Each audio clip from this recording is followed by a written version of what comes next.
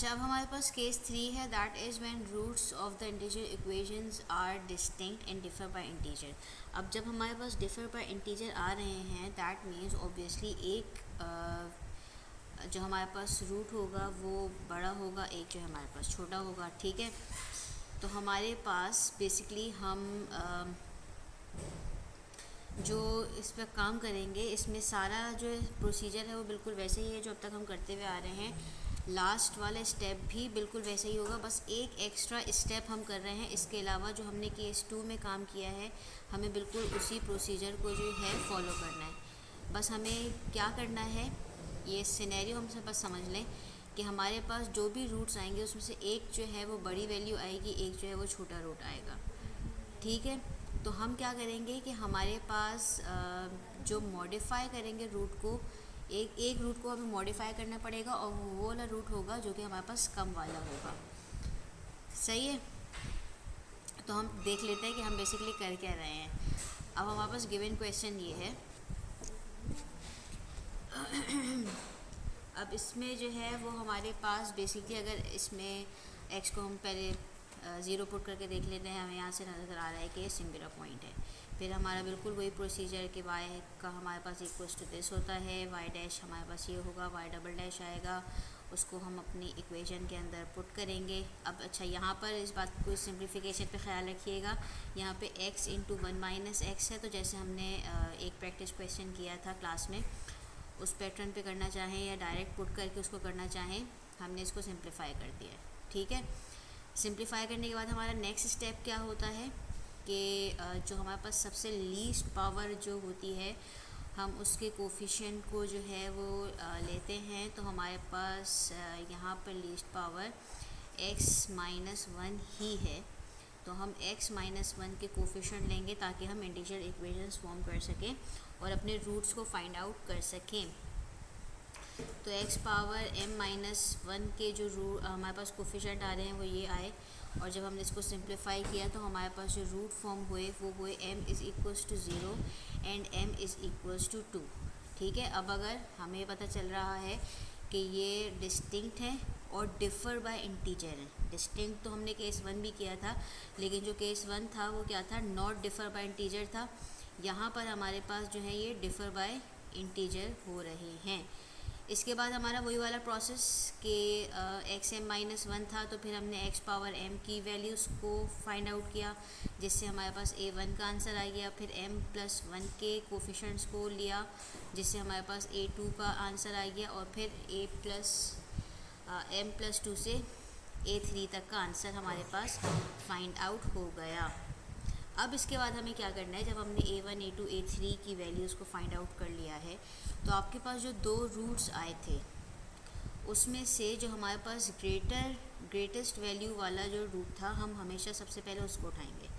ठीक है, तो हमारे पास m इज़ इक्वल्स टू 2 जो था वो ग्रेटेस्ट वैल्यू वाला रूट था। तो हम जो y की इक्वेशन फॉर्म करते हैं, यानी कि जो a1, a0, a2, a3 की वैल्यूज़ को सब्स्टिट्यूट करके सोल्यूशन के अंदर बनाते हैं, हमने y के अंदर जो है वो a0, a1, a2 और a3 की वैल्यूज़ को पुट किया, और उसके बाद हमारे पास जो ग्रेटेस्ट वैल्यू वाला रूट है हम उसको पुट करके हमारे पास जो है वो y फॉर्म हो जाएगा। ठीक है, यहाँ पे हम y के बिल्कुल यहाँ तक प्रोसीजर बिल्कुल एज इट इज़ है जैसे कि हमने लास्ट टाइम इससे पहले वे करते आ रहे हैं। बस हमें सिर्फ किस बात का ख्याल रखना है कि हमारे पास जो ग्रेटेस्ट वैल्यू वाला जो रूट है, हमें उसको यूटिलाइज़ करके y को फॉर्म करना है। जब हमारे पास यहाँ से y फॉर्म हो गया, तो हमें जो सोल्यूशन ऑब्टेन करना है वो कैसे सोल्यूशन ऑब्टेन करना है, ये रही इक्वेशन। ठीक है, दैट मीन्स हमें आगे चल के डावा y ओवर डावा m, यानी कि वही काम करना है जो कि अभी करना है। लेकिन अब एक मसला दूसरा, हम ये काम कर सकते थे कि हम जो है वो directly m is equals to 0 put करके फाइंड आउट कर लेते, लेकिन अगर हम m is equals to 0 put करेंगे डिनोमिनेटर में, तो हमारे पास इनफाइनाइट आंसर आ जाएगा। इसलिए हम डायरेक्टली जो है वो m इज़ इक्वल्स टू 0 इसके अंदर पुट नहीं कर सकते। तो उसके लिए हम क्या करेंगे कि हमारे पास जो दूसरा रूट आएगा, जो स्मॉलेस्ट वैल्यू वाला जो रूट है, हम उस केस में क्या करेंगे, हम सबसे पहले जो a0 है उसको जो है हम एक वैल्यू यानी कि B naught M minus zero से जो है वो रिप्लेस कर देंगे। ठीक है, ये हमने बी माइनस ज़ीरो से क्यों किया, क्योंकि बेसिकली ये m अगर फ़र्ज़ करें ये होता हमारे पास m इज़ इक्वल्स टू 1, तो यानी कि ये हमारे पास हो जाता m माइनस 1। ठीक है, यानी कि ये जो रूट है हम यहाँ पे उसको रिप्लेस कर देते। तो बेसिकली जो ए नॉट है, ए नॉट की जगह पे हम क्या वैल्यू पुट कर देंगे, बी नॉट, ऑब्वियसली ये बी नॉट एम हो जाएगा। अच्छा सही है, तो ये बी नॉट एम को जो है वो बेसिकली हमने इससे पूरे से मल्टीप्लाई करवा दिया है।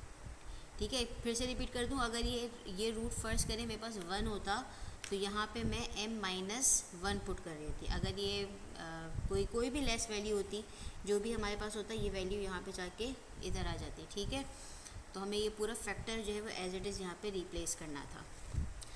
अच्छा, अब हमारे पास, क्योंकि अब इसको सिंप्लीफाई करेंगे तो ये बी नॉट एम ही बनेगा, तो ये B naught X power M, और ये जो m था हमने उसको पूरे इस y से मल्टीप्लाई करवा दिया।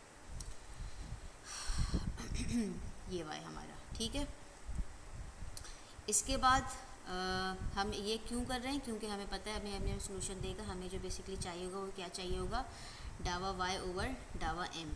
तो जो अभी हमने लास्ट केस में स्टेप्स किए थे, बिल्कुल हमें वही काम करना है कि हमारे पास बेसिकली इसको डावा y ओवर डावा m, यानी कि इस फंक्शन को जो है हम विद रिस्पेक्ट टू m जो है वो डिफ्रेंशिएट पार्शली डेरिवेट करेंगे।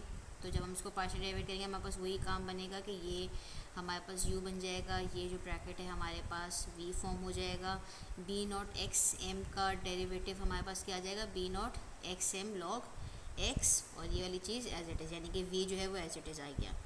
फिर प्लस ये plus b naught X M as it is, और अब हम इस ब्रैकेट का डिफरेंशिएट लेंगे तो m का डेरिवेटिव जो है वो 1 आ गया, और ये है तो इसको सिंप्लीफाई पहले कर लें अगर आप ऊपर, तो हमारे पास इसकी सिंप्लीफिकेशन के बाद जो है इसका जो डेरिवेटिव है इसको m square plus m upon m minus 1 करके जो है सॉल्व कर लें तो ज़्यादा बेहतर है। ठीक है, तो ये वाला जो ब्रैकेट है इसका डेरिवेटिव हमारे पास ये आ गया है।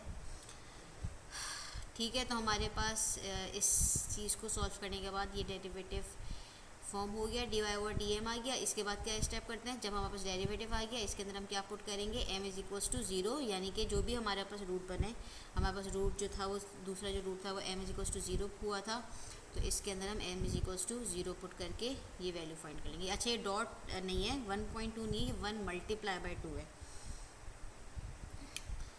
तो हमारे पास जो फाइनल सोल्यूशन है वो क्या होता है, y is equals to c1 plus y1 c1 plus y2 c2। तो हमारे पास ये जो अभी y1 और y2 आया है, दिस इज़ y2, इसके अंदर हम पुट करके अपने सोल्यूशन को लिख देंगे। तो सिंपल हमारा जो केस था वो हमारे पास ये केस था, उसका थर्ड केस है। थर्ड केस बिल्कुल हमारे पास जो है वो मिलता जुलता है हमारे पास केस नंबर 2 से।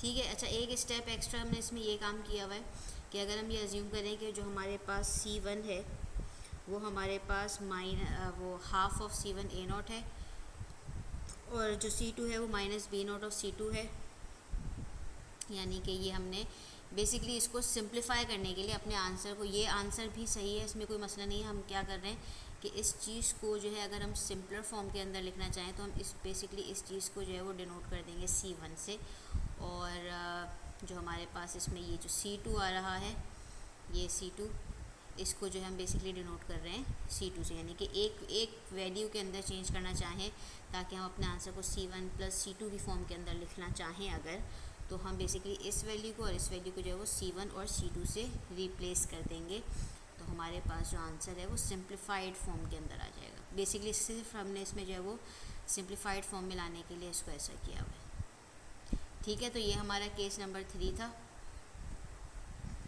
अगर इसमें कोई प्रॉब्लम हो तो उसको डिस्कस कर लीजिएगा।